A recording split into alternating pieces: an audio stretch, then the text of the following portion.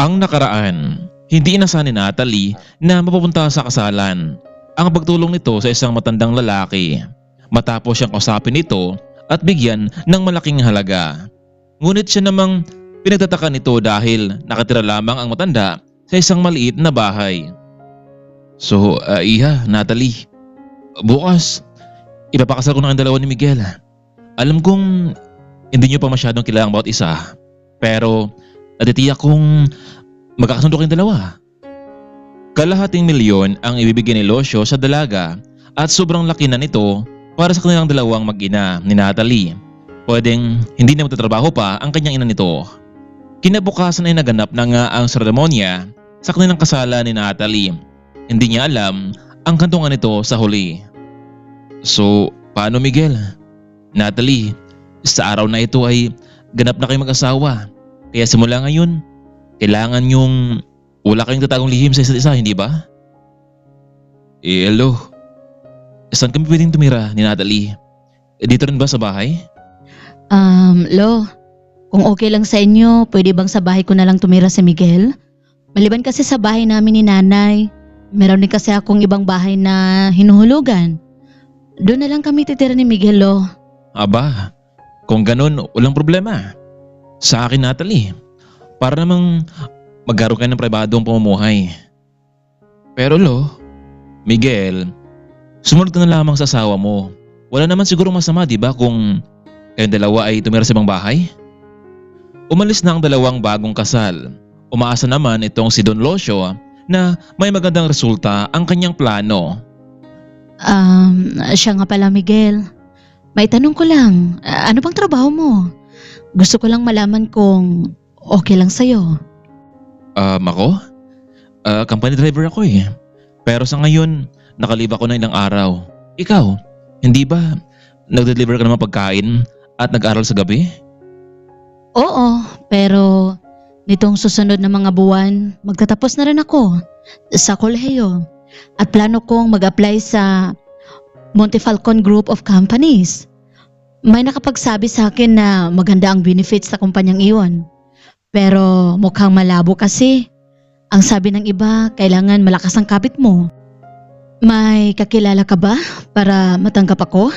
Nako, hindi mo ba alam na sa Montefalcon Group of Company ako natatrabaho bilang driver at pwede kitang i-refer para makapagtrabaho ka doon ng maayos. Ganun ba, Miguel? Natutuwa ako dahil doon ka pala nagtatrabaho. Oo Natalie, pero may iba naman tayo ng usapan. Gusto na kitang tanongin kung bakit ka pumayag sa offer ni Lolo. Hindi ko alam kung bakit ako napapayag ni Sir Lucio. Habang nakatingin ako sa kanyang mga mata, mayroong bumubulong sa akin na pumayag na lang. Pero yung binigay niya sa akin ni Sir Lucio na kalahating milyon, ibabalik ko yun. Hindi ko kayang gamitin ang perang hindi ko naman pinaghirapan. Kaya ko namang pagsabayin ang trabaho at pag-aaral. Natalie, may nakalimutan ka pa. Ano? Siyempre ako, bilang asawa mo. Ay, oo nga pala. Oo siya, Miguel. Magluto mo na ako ha. Dahil mamaya kasi papasok na ako sa paaralan. Pwede bang ihatid na kita Natalie? Naku, wag na Miguel. Meron naman ako motorsiklo eh. Magpahinga ka na lang muna dahil bukas may trabaho ka pa. Sige na, magluluto mo na ako para sa makakain natin. Ano bang gusto mong ulamin natin? Kahit ano Natalie, kumakain ako eh. Nagluto na namang muna ng manok itong si Natalie. Ito ang unang beses na nagluto ito kasama ng isang lalaki. Matapos nilang kumain ay nagtungo na itong dalawa sa kwarto pero hindi sila magkatabing natutulog. And respeto pa rin ni Miguel ang bigla nilang pagpakasal. At yun naman ang ikinatuwa ng dalaga. Ikinabukasan ay naunang umalis itong si Natalie para sa kanyang sideline na trabaho. Samantalang nagtungo naman sa mansyon itong si Miguel para makausap ang kanyang lolo. Aba iho, kumusta naman unang gabi niyong dalawa ni Natalie? Okay lang naman lo. At alam mo bang may nalaman ako sa kanya. Ang sabi niya ay matapos niyang makapagtapos ng pag-aaral sa kolehiyo ay gusto niyang mag-apply ng trabaho sa Montefalcon Group of Company. Ganun ba iho? Nako, walang problema yun.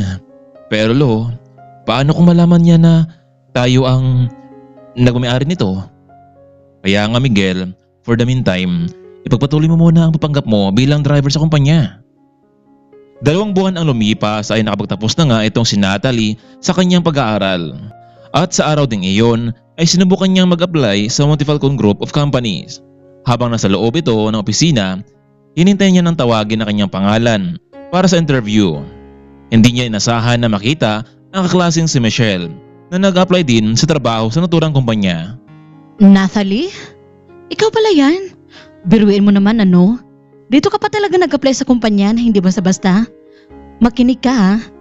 Mahirap makapasok dito kapag wala kang kakilala. Ako nga sigurado na ako makapasok dahil ang tito ko ay isa sa board of directors sa kumpanyang ito. Magandang balita yan sa'yo, Michelle.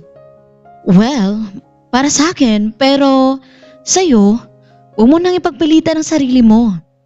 Miss Michelle, ikaw na po ang susunod na tatawagan ni HR.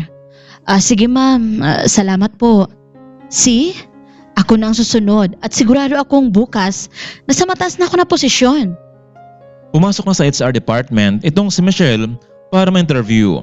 At gaya ng kanyang sinabi ay mabilis lang na interview itong si Michelle sa HR.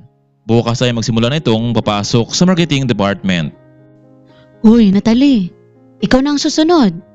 Pero hindi ko alam kung makakapasa ka sa interview ng HR. Grabe, sobrang hirap.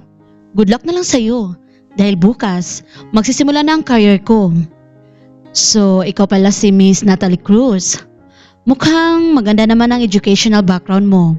Pero sad to say, may nakauna na sa'yo si Miss Michelle.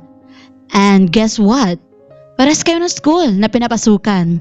Well, anyway, pwede ka naman dito sa mababang posisyon. At bukas, malalaman mo kung papasa ka o hindi. So, hintayin mo lang ang tawag ko. Sige po ma'am, maghintay po ako bukas. Sige na, pwede ka na makalabas. Mukhang alanganin makapasa itong si Natalie marahil ay kinausap ni Michelle ang HR. Noon pa man kasi ay kalaban na ang turing ni Michelle kay Natalie, lalo na sa lahat ng kompetisyon sa eskwelahan. Hanggang ngayon na kahit trabaho na ang pinag-uusapan ay kalaban pa rin ang turing nito sa kanya. Hapon na noong nakauwi itong si Natalie. Napagod ito sa habang pila pero in the end, tatawagan na pala siya ng HR. Iniisip niyang mahirap talagang makapasok sa gusto niyang kumpanya. Tama ang sabi ng iba, kapag wala kang kilala kahit magaling ka pa ay wala nitong kwenta. Samantalang hindi naman nakita ni Natalie etong si Miguel sa kumpanya. Marahil ay abala din ito sa pagmamaneho sa mga malalaking tao sa kumpanya.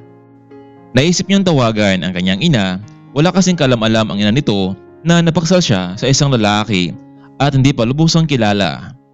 Nagpaalam siya noon sa kanyang ina na meron silang company outing sa pagiging delivery at matagalan siyang makauwi. May tiwala naman ang kanyang ina kaya naman ay pumayag naman ito. Samantalang hindi nakita ni Natalie ang asawa sa kumpanya dahil nasa mansyon lamang ito kausap ang ilang mga investors sa labas ng bansa. At muling naalala ni Miguel na mag-apply pala ang kanyang asawa sa Montifalcone Group of Company. Kaya ganyan tinawagan ang manager para ipaalam dito na mag-apply ang kanyang asawa na si Mrs. Natalie Cruz Montifalcone at kailangan niya itong ilagay sa pinakamataas na posisyon. Hello, Manager Rico. Nag-apply ba si Mrs. Natalie Cruz Montifalcone kanina sa company? Sir Miguel, itatanong ko na po sa HR ha. Rico, ikaw ang manager sa kumpanya. Hindi mo na kailangan pang ipadaan sa HR. Gusto kong tanggapin mo na ang asawa ko at ilagay mo siya sa mas mataas na pwesto. Pero kailangan walang ibang makalam nito, kundi ikaw lang. Maliwanag ba? Sige po sir. Pupunta ko lang po ng HR para kunin ang kanyang contact number ni Ma'am Natalie. Sige Rico, asahan ko yan. Bago tuluyan nakalabas ng kumpanya, itong si Rico ay dumaan muna ito sa HR department para kausapin ang HR tungkol sa aplikanting si Natalie Cruz. Oh, Manager Rico, hindi ka pa pala nakauwi? Sir Gwen, meron ba dito nag-apply na nagngalang Natalie Cruz? Kanina manager, pero hindi ko muna pinapasa sa interview. Mukhang palaban sa akin at ayaw sumunod sa gusto ko. Ano? Nandito siya kanina? Bakit hindi mo ko tinawagan? Tawagan mo siya ngayon at sabihin mong bukas magsimula siya magtrabaho sa accounting department. Sige po, Manager Rico. Ngayon mismo, tatawagan ko siya. Sige na, matapos mo siya makausap, pwede ka nang umuwi.